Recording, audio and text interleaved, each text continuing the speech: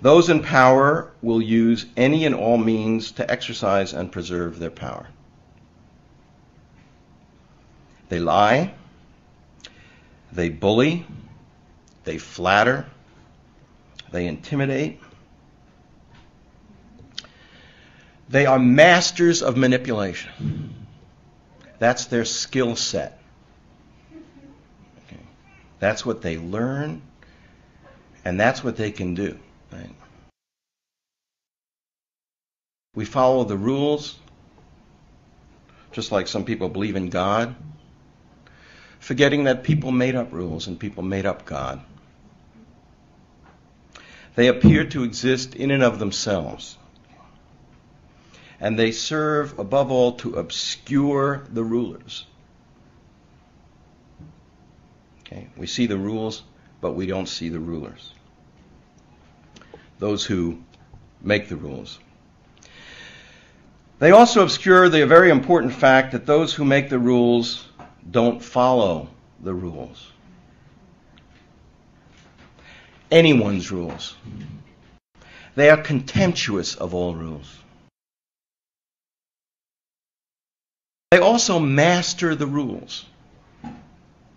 They know the rules better than anyone. And they use that knowledge to their advantage. They bend the rules. They use them when they want to. They don't use them when they don't.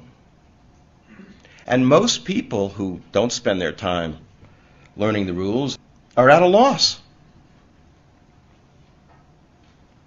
When I say they lie, they bully, blah, blah, this is a very, very important piece of information.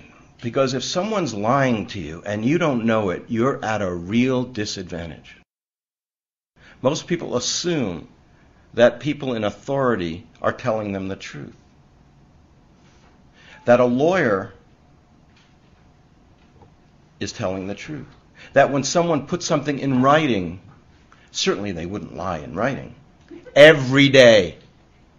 Every day. So it's essential that you understand this reality because you're helpless unless you do.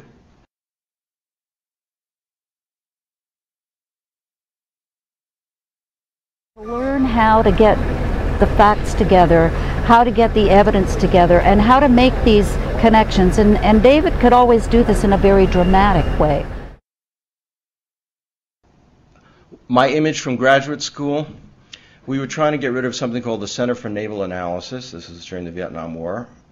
They did military research for the Navy, obviously. And we were doing everything we could to get rid of it. And they had this huge assembly where they had these admirals on the stage with the president of the university explaining to the university community, a couple of thousand people in the hall, why it was so important to hold on to the Center for Naval Analysis. And my friend Johnny Kaufman and I put on these white coats. I put on white face and a black suit. And we walked right up the center aisle. He helped me up on the stage, put a wheelchair there, and I sat in the wheelchair and I had a sign that just said Dr. Strangelove. And all I did is I just sat there just going, like that periodically, if you know the movie Dr. Strangelove, okay? And they fled. The admirals fled. I mean, it's pretty incredible, And they're defending us, okay? It forced people to pay attention.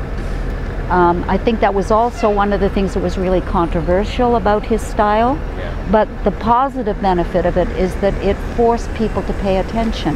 They had to take him into account because they knew he would be around any corner they came to. They couldn't easily kind of dispose of him. If you look at David's practice of breaking the rules, it tends to be, I will stretch the limits in such a way that I will not be crushed, in such a way that I will not simply be fired, for example. I will stretch the limits and I will explore how much leverage I can have, how far I can go, what the impact of that will be on both the power structure and others in my environment. And I'll continue to explore with that, and I'll continue to push those limits. Don't whine, don't complain, get them. But when you do, realize it's hardball. They take no prisoners. There aren't any rules. That means you have to go for the jugular. Don't kid around. They all have exposed jugulars, Achilles heel. Find out where they are and go for it. So if you're fighting them, it has to be without any illusions. It's a street fight. We became two of the few people who were conscious and realized that this method of directly resisting the institution by real means, using our real influence as professors at the risk of our jobs, was the only real resistance. That everything else was window dressing, that everything else was just continuing to be an irrelevant academic. And so we shared our disgust with our colleagues at being irrelevant academics, and at the same time at working hard at convincing themselves that they were relevant. I became a co-combatant of David Noble, and we took on the Israel lobby. How do you fight back? How do you make the public aware of this? How do you get media attention? How do we get our colleagues, or at least some of them, or at least a few of them, to recognize that this is a real problem, and to recognize that the way to address the problem is not through writing papers about it, or even organizing conferences about it, although that's one component, but the real way is to fight back directly, to challenge the institution using the power that we have as university professors in our classes and as part of collegial governance, to get in there and challenge the institution. That is our method. Stand up for yourself, and don't let them take over your brain and your heart. Don't do it, because they will eat you alive. And so he's saying, experience life. And the only way to do that in this kind of an oppressive hierarchy is to break those rules and follow other rules, more essential rules. The rules that connect you to what it is to be alive and to respect yourself.